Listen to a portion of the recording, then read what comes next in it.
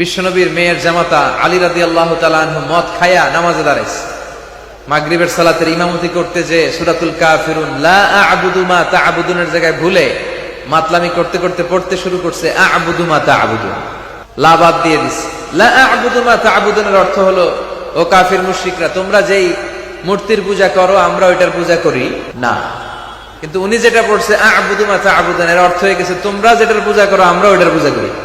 হযরত আলী নাকি মদ খাইয়া মাতাল হয়ে মাগরিব নামাজ পড়াইছে।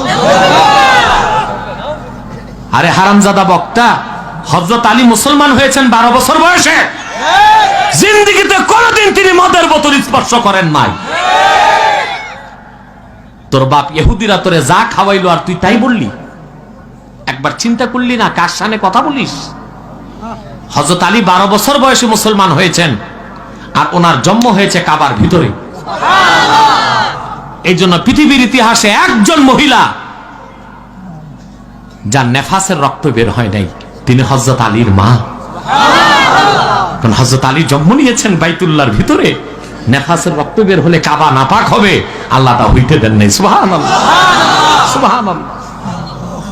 সে আলীকে নিয়ে মন্তব্য, হযরত আলী নাকি মাতাল হয়ে তারপর মাগরিব নামাজে দাঁড়াইছেন।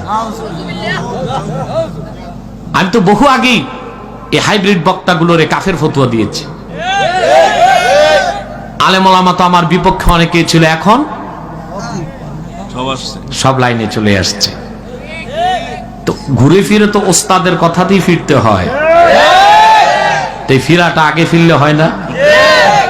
সারা দেশের আহলে সুন্নাত আহলে হক এই হাইব্রিড বক্তাকে পরিত্যাজ্য ঘোষণা করেছে, কিন্তু কিছু দল মরাটারে খাড়া করতেছে।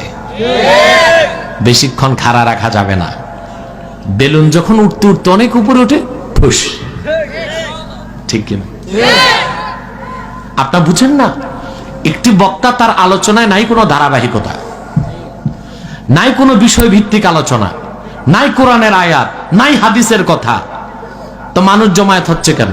এই কিছু ট্যাংরা, কিছু ফিশ, কিছু বাংলা, কিছু ইংলিশ, তার মানে বাংলিশ, এই শুনতে মানুষ যায় না? মানুষ জমানো হয়।